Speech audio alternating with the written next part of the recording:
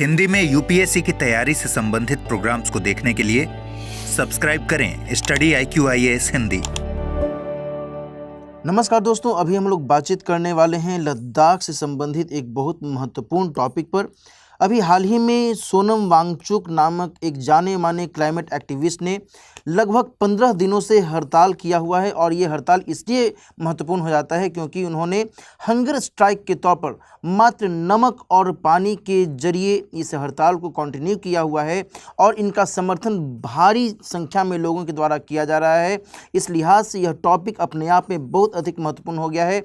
National और international सिनारियों के दृष्टिकोण से इस टॉपिक को हमें समझने की ज़रूरत है कि आखिर ये हड़ताल क्यों किया जा रहा है।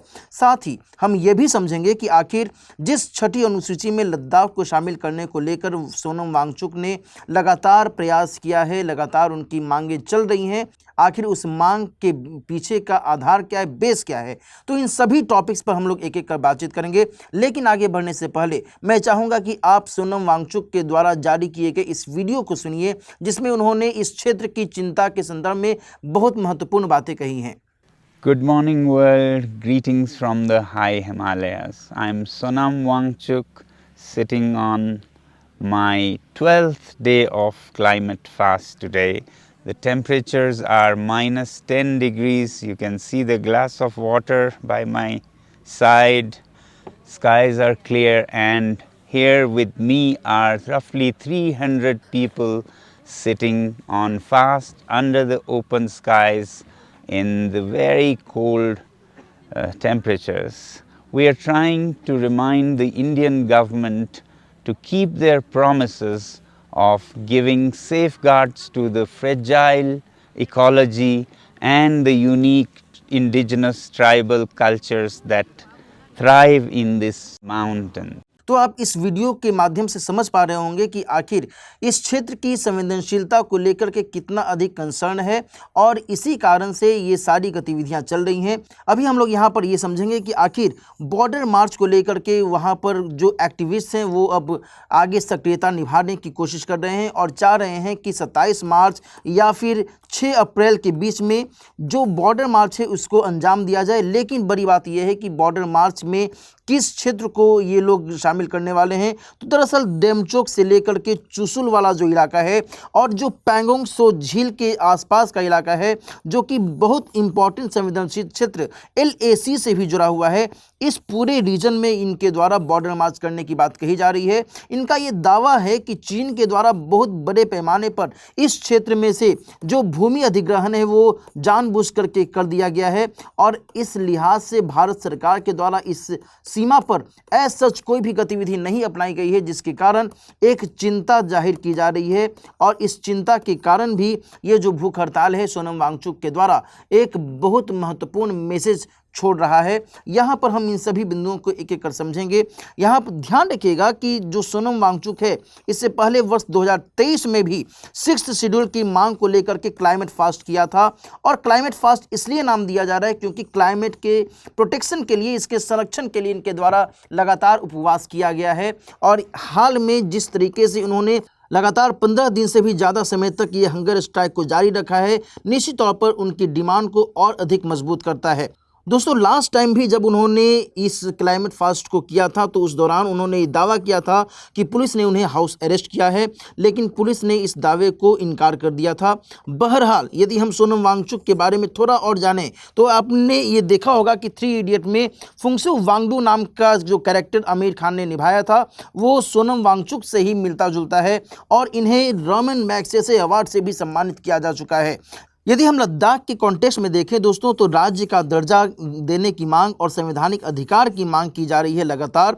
और 6 मार्च को इन्होंने लेह में भूख हड़ताल शुरू किया और इसको समर्थन दिया है KDA यानी कि कारगिल डेमोक्रेटिक अलायंस ने। और यहाँ पर इस मैप के माध्यम से मैंने आपको बताया भी है कि लद्दाख और जम्मू कश्मीर 2 यूनियन टेरिटरीज में अब डिवाइडेड हो चुके हैं। 5 मार्च 2019 को जिस तरीके से संवैधानिक प्रावधान को अमली जामा पहनाया गया और उसके बाद से लद्दाख लद्दाख जो है एक संघ शासित प्रदेश के तौर पर जाना जाता है। यदि हम और अधिक इस पूरे मामले को देखें तो इस क्षेत्र की नाजुक पारिस्थितिकी और संविधान की 6ठी अनुसूची के तहत इसकी सुरक्षा सुनिश्चित करने पर बल दिया जा रहा है। इसके अलावा लद्दाख के हिमनदों का तेजी से पिघलना इस क्षेत्र की संवेदनशीलता से जुड़ा हुआ है। इसके संदर्भ में बड़ी बात यह है कि वाटर टावर ऑफ एशिया के तौर पर इस क्षेत्र को जाना जाता है और यदि इस वाटर टावर ऑफ एशिया को कोई भी नुकसान पहुंचा तो इस थर्ड पोल में जो मेल्टिंग की संभावना है ये और अधिक बढ़ जाएगी और इस कारण भारत के मैदानी इलाकों पर जो जलीय संकट जैसी स्थिति है वह और अधिक गंभीर रूप धारण कर सकती है और यह अपने आप में क्लाइमेटिक कंसर्न को जताता है। दोस्तों, यहाँ पर जो लद्दाख है एक शीत मरुस्थल के तौर पर जाना जाता है और जलवायु परिवर्तन के प्रति इसे बेहद संवेदनशील क्षेत्र माना जाता है। यदि इस क्षेत्र के लोगों के संदर्भ में बात करें तो यहाँ के लोगों का बहुत बड़ा जो डिपेंडेंसी है वो ग्लेशियर्स पर है और यदि ये ग्लेशियर लगातार पिघलते रहते हैं तो फिर इससे वहाँ के लोगों का जीवन बहुत बड़े लेवल पर इम्पैक्टेड हो सकता है। जैसे कि यहाँ पर ड्रिंकिंग वाटर यानी कि पीने योग्य पानी की कमी हो सकती है। क्षेत्र के लिए विशेष कृषि पद्धतियाँ खतरे में पड़ सकती हैं और पानी की कमी के कारण यहाँ पर जो भी सस्टेनेबल प्रैक्टिसेस चल रही हैं, लंबे समय से चल रही हैं, उनको भी नुकसान पहुँच सकता है। दोस्तों, यहाँ पर जहाँ एक तरफ ये सारी निगेटिव इम्पैक्ट्स पड़ सकते हैं वहीं यहाँ के लोगों की जो आजीविका है उस पर भी बुरा असर पड़ सकता है और यहाँ की जो लंबे समय से चली आ रही सांस्कृतिक विरासत है उसे भी नुकसान पहुंच सकता है। और बड़ी बात यहाँ ये भी देखी जा रही है कि इन सभी के कारण बड़े पैमाने पर लोग यहाँ से पलायन कर सकते हैं और पलायन की समस्या निश्चित तौर पर इस क्षेत्र के लिए एक क्वेश्चन मार्क क्रिएट कर सकता है।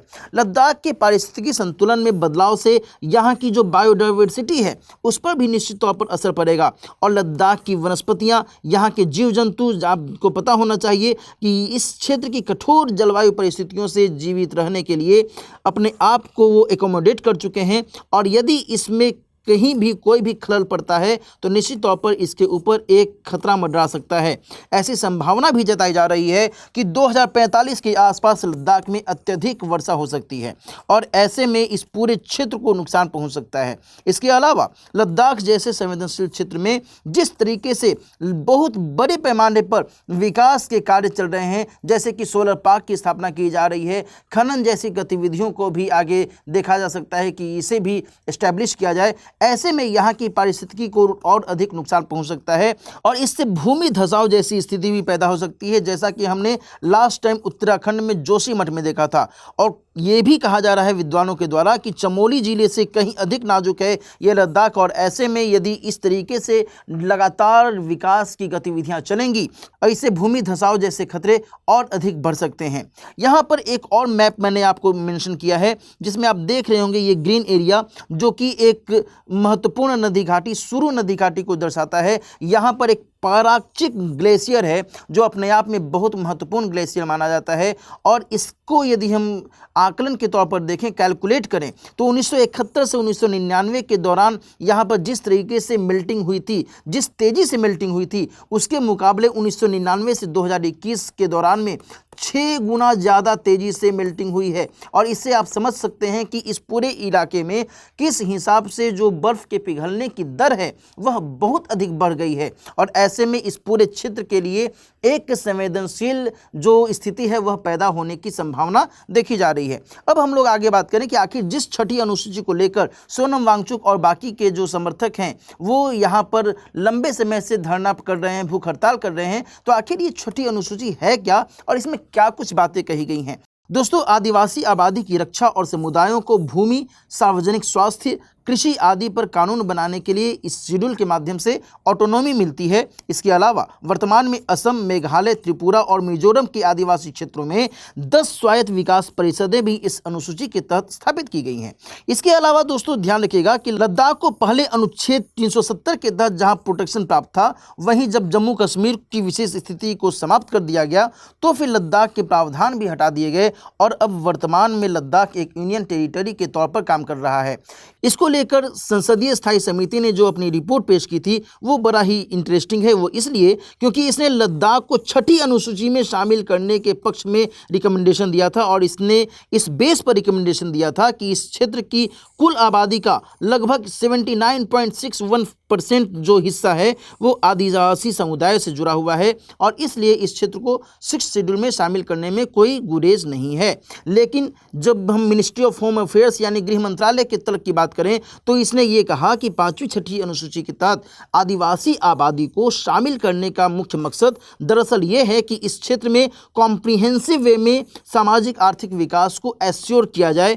लेकिन जो यूनियन टेरिटरी एडमिनिस्ट्रेशन है इस क्षेत्र में यानी लद्दाख में, वहाँ पर अपने निर्माण के बाद से ही ये सारी गतिविधियाँ चलाई जा रही हैं, तो किसी भी आधार पर अब इसे 6ठी अनुसूची में शामिल करने का कोई सवाल नहीं उठता। और यहाँ तक इन्होंने तर्क दिया कि लद्दाख को उसकी समग्र विकासात्मक आवश्यकताओं को पूरा करने के लिए पर्याप्त धन पहले से ही उपलब्ध कराया जा रहा है। तो ये सारे संकेत मिनिस्ट्री ऑफ होम अफेयर्स से मिले हैं। लेकिन वर्तमान की यदि हम बात करें तो इस क्षेत्र में जिस तरीके से चारागाह भूमि को बहुत अधिक अवशोषित किया जा रहा है, उसके ऊपर एक क्वेश्चन मार्क क्रिएट हो रहा है। वहाँ पर सोलर पार्क्स बनाए जा रहे हैं या फिर जो ज़मीनें कॉर्पोरेट्स के द्वारा हथियाई जा रही हैं, इसको लेकर करके चिंता जताई गई है। और इसी कारण से जो ये बॉर्डर मार्च है, ये बॉर्डर मार्च इन सभी चिंताओं को मद्देनजर रखते हुए महत्वपूर्ण हो जाता है। साथ ही यह भी कहा जा रहा है कि आगे आने वाले समय में हो सकता है कि सोलर पार्क्स के साथ साथ माइनिंग की गतिविधियां भी शुरू की जाएं और यहाँ के स्थानीय जनता को और अधिक नुकसान झेलना पड़े। दोस्तों, इस क्षेत्र में जो खानाबदोश रहते हैं वो लगभग 1.5 लाख वर्ग किलोमीटर मुख्य चारागाह भूमि इस कारण से खो दे सकते हैं। और चीन इस पूरे इलाके में लगातार अतिक्रमण भी कर रहा है, जिसके कारण इस क्षेत्र में चारागाह भूमि का नुकसान भी हो रहा है। चीन ने इनफैक्ट कुछ वर्षों में भूमि के बहुत बड़े हिस्से पर कब्जा भी कर लिया है।